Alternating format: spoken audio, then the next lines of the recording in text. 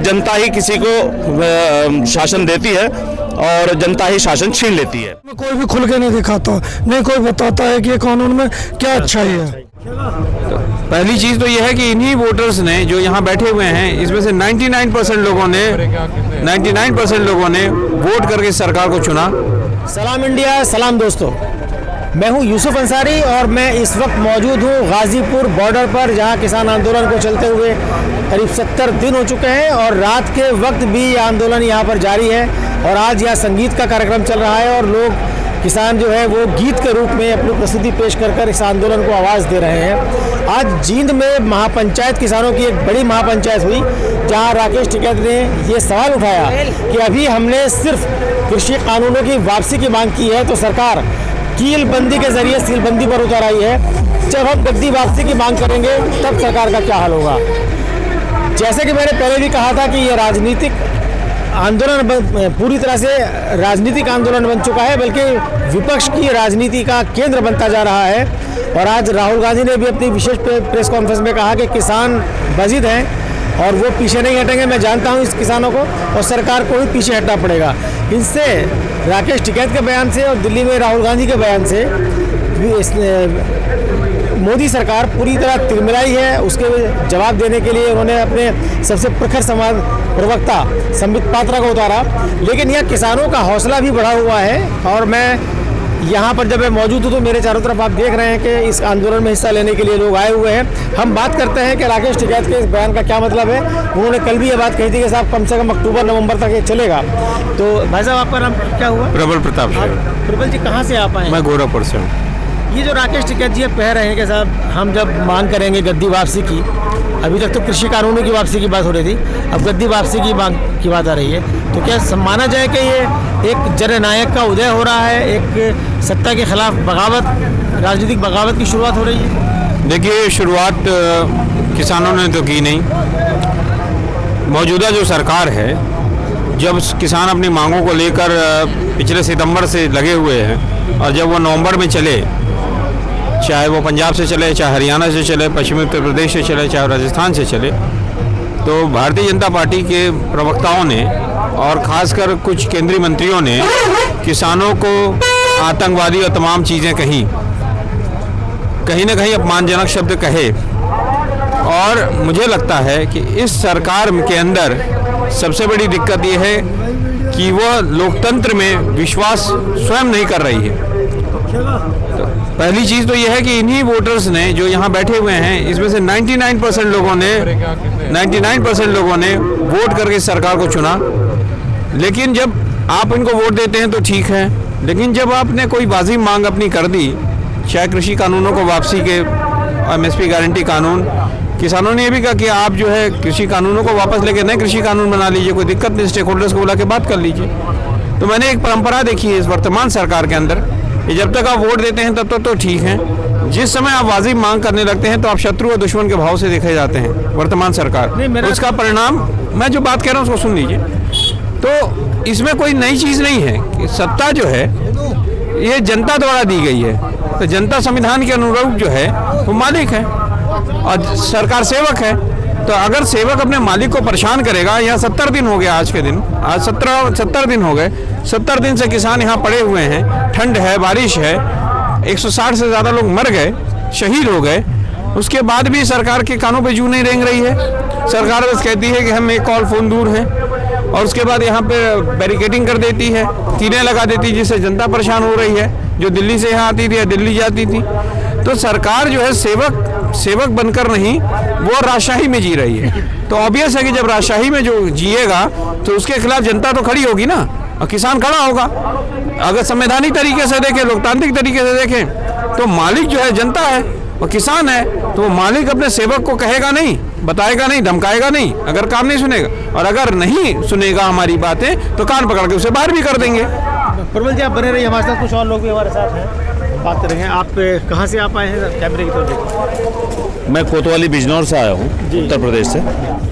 तो ये बताइए कि जो आज राकेश टिकैत ने ऐलान किया है कि साहब गद्दी वापसी की हम मांग करेंगे तब क्या होगा, तो साहब इस ऐलान को आप किस तरह देखते हैं? देखिए, 70 दिन हो गए हैं, 70 दिन से किसान यहाँ पड़े हुए हैं, ठंड है, बारिश है, 160 से ज़्यादा लोग मर गए, शहीद हो गए, उसके बाद भी सरकार के कानों पे जू नहीं रेंग रही है। सरकार बस कहती है कि हम एक कॉल फ़ोन दूर हैं, और उसका परिणाम, मैं जो बात कह रहा हूँ उसको सुन लीजिए। तो ये बताइए कि जो आज राकेश टिकैत ने ऐलान किया है कि साहब गद्दी वापसी की हम मांग करेंगे तब क्या होगा, तो साहब इस राकेश टिकैत जी ने जो बात कही है ये बिल्कुल सही है। चूँकि जो रवैया केंद्र सरकार का इस वक्त में है वो बिल्कुल हिटलर शाही है, तानाशाही है। उससे सब लोग जान रहे हैं, पूरे देश के जितने भी राजनीतिक दल हैं, जितने भी सामाजिक संगठन हैं और जितनी जनता है वो उसके इरादे को भांप रही है, देख रही है। केंद्र सरकार जो अपने शासन में जो जनता के हित के काम थे उनमें करने में विफल रही है।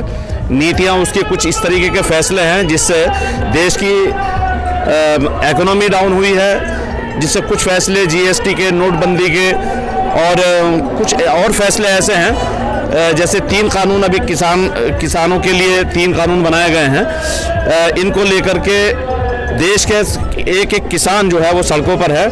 तो कुछ फैसले इस तरीके के हैं जिसकी वजह से ये आज नौबत आई है। सरकार इस फैसले को पुनर्विचार करने के लिए तैयार नहीं है और किसान जो हैं वो पूरी तरह से सरकार कह रही है कि साहब हम पार्लियामेंट में इस पर बहस को तैयार हैं। आज कृषि मंत्री ने कहा कि बहस को तैयार है, करीब 14 घंटे बहस के लिए रखे भी गए हैं। आपको लगता है कि क्या संसद में होने वाली बहस से कोई मसले का हल निकलेगा? मुझे नहीं लगता है कोई हल निकलेगा और राकेश टिकैत जी ने यही चीज़ें जान ली हैं कि सरकार के इरादे इसमें नेक नहीं है। किसानों को वो कुछ अपने जो फैसले ले लिए हैं उसमें वापस लेने में हिचक रही है, अपने नाक का सवाल बना रही है। इसकी वजह से राकेश टिकैत जी ने ये बात कही है कि हम अक्टूबर-नवंबर तक अगर ये भी चलेगा तो आंदोलन हम करेंगे, क्योंकि आने वाले अगले साल में यूपी के चुनाव होने वाले हैं। और एक और बात कही है राकेश टिकैत जी ने कि ये आंदोलन अगर हमें चलाना पड़ा अक्टूबर-नवंबर तक तो हम चलाएंगे ही, लेकिन अगर कानून, अभी तो हम कानून वापसी की बात कर रहे हैं, लेकिन अगर हमने गद्दी वापसी की बात की तो क्या होगा? तो उनका कहना राकेश टिकैत जी का यही है कि अभी तो हम किसानों के हित की बात कर रहे हैं और मजदूरों की बात कर रहे हैं, लेकिन अगला कदम हमारा जो होगा वो आपकी गद्दी छीनने का भी होगा, क्योंकि लोकतंत्र में जनता ही किसी को शासन देती है और जनता ही शासन छीन लेती है। आप कहाँ से आए हैं? मैं पुरानगढ़ से हूँ, मेरा नाम संदीप चौधरी है। संदीप जी बताइए, जो राकेश टिकैत जी ने आज कहा है कि गद्दी वापसी की हम मांग करेंगे, तो क्या मतलब आपको लगता है कि साहब इस किसान आंदोलन से कोई नई राजनीतिक पार्टी बन सकती है? राकेश जी बहुत बड़े नेता बन क्यों बन सकते हैं किसानों? जी नहीं, किसान आंदोलन से कोई पार्टी का मतलब नहीं है। नहीं, किसान आंदोलन कोई पार्टी बनाना चाहता। किसान का मतलब है अपने कानूनों से, किसान इन कानूनों को वापसी चाहता है। अगर इन कानूनों में कोई भी अच्छाई है तो सरकार न्यूज़ चैनल के माध्यम से उसे दिखाए कि इसमें क्या अच्छाई है, क्या बुराई है। सरकार कहती है कानून बहुत अच्छे हैं, लेकिन उसके बारे में कोई भी खुल के नहीं दिखाता, नहीं कोई बताता है कि ये कानून में क्या अच्छाई है। जी, बहुत बारीकी की बात कही संदीप आपने कि कोई खुल के नहीं बताता क्या अच्छा है इसके अंदर है। रुबल जी, आप बताइए कि क्या ये जो अभी इश्तियाक भाई बता रहे थे कि गद्दी वापसी की हम बात करेंगे, तो क्या आपको लगता है कि साहब इसका आने वाले जो विधानसभा के चुनाव हैं, उससे पहले पंचायत के चुनाव हैं, उस पर इसका असर पड़ेगा? देखिए, ऑब्वियस है कि जब आंदोलन होता है तो आंदोलन में जब सरकारें बहुत ज़्यादा एरोगेंट हो जाती है, अहंकारी हो जाती है, तो लोकतंत्र में क्या रास्ता है जनता के पास? जनता के पास लोकतंत्र में एक ही रास्ता होता है कि ऐसे लोगों के हाथों से सत्ता छीनकर ऐसे लोगों को दिया जाए हाथों में कि जो जनता की बातें सुने, जो डेमोक्रेटिक फोर्सेस हों। अगर सरकार जिस तरीके से यहाँ पे बैरिकेटिंग लगाई है उससे पता चल जाता है, और इंटरनेट बंद की है। आज इंटरनेशनल में जो सेलिब्रिटीज़ हैं उन्होंने भी आवाज़ उठाई है, जो ह्यूमैनिटेरियन ग्राउंड्स पे काम करते हैं वो उन्होंने आवाज़ उठाई है। तब तो ये आंदोलन इंटरनेशनल भी एक एरिना में लोगों का फोकस यहाँ पे हो रहा है। आपने बड़ी अच्छी बात कही कि साहब इंटरनेशनल पॉप स्टार रिहाना ने आवाज़ उठाई है, कई और लोगों ने उठाई है। उस पर भारत सरकार का रिएक्ट करने को किस तरह से आप देखते हैं? मुझे नहीं लगता कि भारत सरकार को रिहाना और इस पर रिएक्ट करना चाहिए। अगर वहाँ की स्टेट गवर्नमेंट या वहाँ के सरकार अगर इस पर करती तो अब सरकार को करना चाहिए था। सरकार के अंदर इस समय क्या है कि बहुत बड़ी पॉलिसी पैरालिसिस है, इनको पता ही नहीं है करना क्या है। एक्चुअली इन लोगों को सत्ता चलाना, सत्ता पे तो काबिज हो गए, इनको सरकार चलाने के अब देखिए वहाँ पर जाके हमारे कहना नहीं चाहिए, हमारे देश को प्रधानमंत्री को कैसे जाकर उन्होंने अमेरिका में जाकर कहा कि अब की बार ट्रम्प सरकार, कोई आकर कैसे कह सकता है कि भारत के अंदर फला आदमी बनेगा प्रधानमंत्री? नेवर। ये इंटरनेशनल पॉलिटिक्स में सबसे बड़ा, बहुत बड़ा सेटबैक है भारत के लिए कि आप किसी भी इंटरनेशनल, किसी भी दूसरे देश में जाकर वहाँ की नीति निर्माण में या वहाँ की सत्ता में जाकर आप वो करेंगे तो ये गलत चीज़ है। परंपरा तो गलत इन्होंने रखी है। तो ये पहली। दूसरी चीज़, रिहाना क्या और जो इन्होंने किया है वो तो यहाँ के समर्थन में किया है। अगर वहाँ की सरकार ने किया होता तो सरकार अगर बात करती तो कोई बात भी होती। तो इतनी छोटी हल्की बातें ये करते हैं। जैसे इन्होंने हल्की बातें किसानों के प्रति की है यूसुफ जी, जैसे इन्होंने किसानों के प्रति हल्की बातें की हैं, वैसे इनके पास कोई पॉलिसी मेकिंग नहीं है। और जो लोग यहाँ पे ऊपर पदों पर हैं वो भी बहुत सारी छोटी छोटी हल्की बातें कर रहे हैं, जिससे सरकार का इकबाल कमजोर होता है। आप आइए आगे। क्या शुभ नाम आपका हुआ?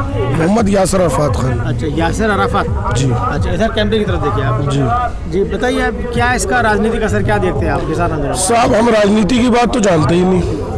What do you mean by politics?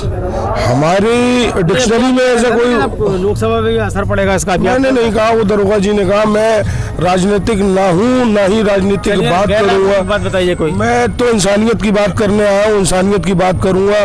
We are human beings and हम मानव जाति से संबंध रखते हैं और हम मानव हैं और हम ये चाहते हैं ये मानवता पूरे दुनिया में फैले। और ये जो हमारे बाबा टिकैत ने ये जो आंदोलन खड़ा करा था जिसका नाम था किसान आंदोलन, आज वो किसान आंदोलन ना रह के एक मानवता, ह्यूमैनिटी का एक बहुत बड़ा आंदोलन हो गया है। ये हमारे देश के लिए नहीं, ये पूरे भारत के लिए नहीं, ये पूरी दुनिया के लिए संदेश है। और ऐसा संदेश से हम चाहेंगे कि पूरी दुनिया एक हो जाए और भाईचारे का संदेश पहुंचे। आप बताइए, आपका शुभ नाम, कहाँ से आप आए हैं? कृष्णपाल है जी नाम जी। भोरा खुर्द गांव है। अच्छा। टिकैत के चौधरी साहब के बराबर का गांव है। 1 किलोमीटर बगल। अच्छा, तो आपने तो बड़े चौधरी साहब के साथ भी बहुत आंदोलन में उनके साथ गए हम, लखनऊ तक, दूर तक। तो जैसे वो महेंद्र सिंह टिकैत हर आंदोलन में जीत कर आते थे, आपको उम्मीद लगती है कि साहब राकेश टिकैत भी जीतेंगे? जीत कर जाएंगे जी, बिल्कुल जीत कर जाएंगे। किसान एक तैर, सभी किसान यहाँ रहे, दूर दूर तक के किसान आ रहे। जो 6 तारीख को आपने चक्का जाम का ऐलान किया है, तो आपको लगता है कि सरकार ने जिस तरह नाकेबंदी कर रखी है, कीलबंदी कर दी, तार लगा दिए, वो आपको चक्का जाम करने देगी?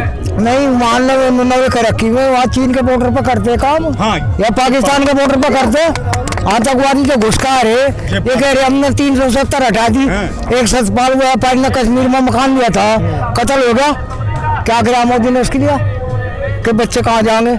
कत्ल हो गया। क्या फायदा होगा इसका? 370 हटाएगा, बताओ क्या फायदा होगा किसी को? ठीक इस देश को। तो अच्छे दिन आगे, अच्छे दिन तो इसके आगे घूमता फिर रहा, भाषण तो पेट नहीं भरता किसी का। ये किसान है, अंदाता है, लाठी चलवाओ। मैं भी गांव से ही आऊँ। आपका नाम? मेरा नाम सहजोर, गांव भोरा खुर्द, चौधरी साहब के पास में बराबर में ही ताऊ जी और हम सब साथ में आ गए। मेरा तो मानना है गवर्नमेंट जिन किसानों के लिए बिल लाई, जब देश का अन्नदाता किसान इस बिल से खुश नहीं है 90%, तो ये उन पर थोप क्यों रहे जबरदस्ती?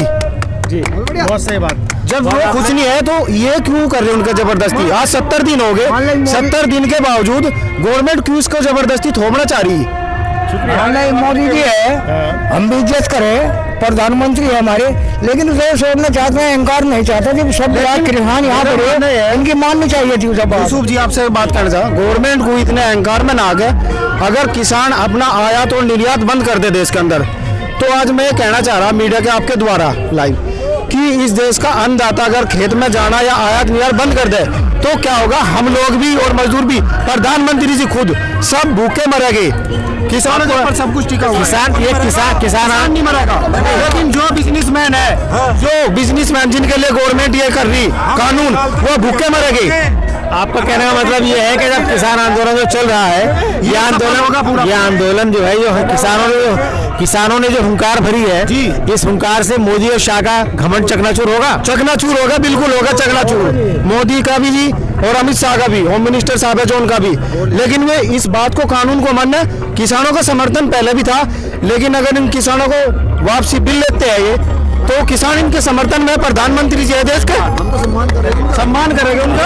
आखिरी सवाल आपसे लेते हैं, बताइए कि जब 6 तारीख को चक्का जाम का ऐलान किया है, और क्या उससे इस आंदोलन पर क्या असर पड़ेगा? आपको लगता है कि चक्का जाम कामयाब होगा? आंदोलन और तेजी पकड़ेगा, इससे पूरे भारत में चक्का जाम होगा। अब किसान जो है पूरे भारत का जागरूक हो चुका है, उसे मालूम है कि इन तीनों कानूनों से किसानों को नुकसान है, देश की जनता को नुकसान है, मजदूर को नुकसान है और सरकार जो है इससे भौकला गई है।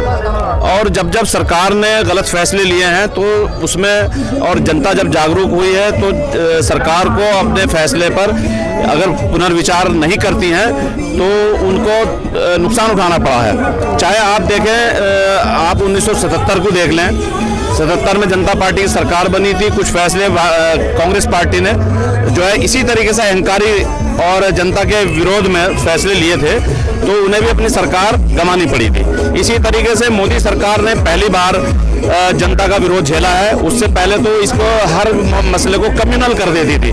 कभी छात्रों का अगर कोई आंदोलन हुआ तो उसे टुकड़े टुकड़े गैंग कह करके शांत करने का प्रयास किया।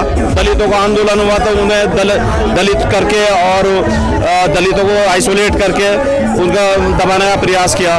और इसी तरीके से शाहीन बाग में जब सीए या धारा 370 का विरोध हुआ तो उनको हिंदू मुस्लिम करके उसको आइसोलेट करने का प्रयास किया। लेकिन ये पहला मौका है कि जिसमें किसान आंदोलन, चूंकि किसान से सभी देश के सभी वर्ग जुड़े हुए हैं, उसमें दलित भी हैं, मुस्लिम भी हैं और अपर कास्ट, लोअर कास्ट, यानी जनता, देश के सभी वर्ग इसमें जो है किसान है।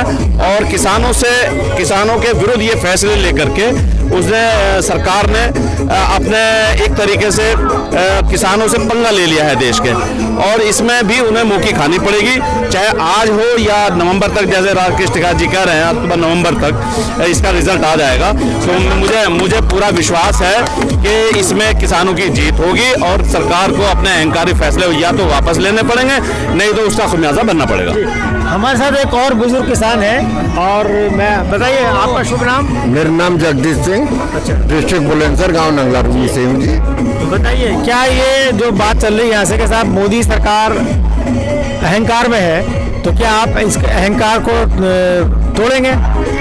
मोदी सरकार अहंकार में रहे आओ, ये उनका काम है, ये हमारा जवाब ना है, हमारा यू है। अगर हमारी हाईकमान, हमारे नेता जो भी नेतृत्व कर रहे हैं, उनका संकेत हमसे आ गया तो हम 2024 लोग के लिए तैयार हैं बैठने को, और 2024 में बटन दबा के इनको आप ही हटा देंगे। हम जब तक तैयार हैं। जो हमारे भाइयों ने कहा वो सत्य है, लेकिन मोदी सरकार को हमने, या वो बेईमानी से बनी है, कैसे बनी है, लेकिन आज तक किसानों की सरकार 72 साल में आज तक यूँ सोच रहे थे किसान भाई भी जिन्होंने वोट दी है, वो किसान नेता तो आज तक कोई इस पे पद पे आया ही नहीं है। लेकिन अब तक ये सोच रहे थे ये गरीब का बेटा है, ये शायद सबकी सुनेगा, लेकिन गरीब की ये सुनने वाला नहीं। किसान ने इस बीमारी में भी किसान को देशों में नाम कराया है। किसान से ही जो है प्रोग्रेस हुई है इस देश में, बाकी और किसी चीज से नहीं हुई। कोरोना काल में किसान ने आर्थिक व्यवस्था को संभाला। आर्थिक व्यवस्था करी है, आज भी कल भी ये किसान ही करेगा, इससे अलग कोई नहीं कर सकता। और ये जो छोटे मजदूरों ने धक्का ला रहा ना, इसकी भी किसान ही कर रहा है मदद, और आम जनता की भी कर रहा है। लेकिन ये जैसे बेईमानी से आज बन के बैठ गया, हम ये सोच रहे थे बन के बैठ गया, चलो किसानों के हक में या इस छोटे तबके के हक में आपकी उम्मीदें तोड़ दी मोदी जी, उम्मीदें तोड़ दी, और आज से बाद में ये कभी आने वाला नहीं है। जो बन गया इन्हें किसान मजदूर सब बर्बाद कर दिए। मेरा अक्षय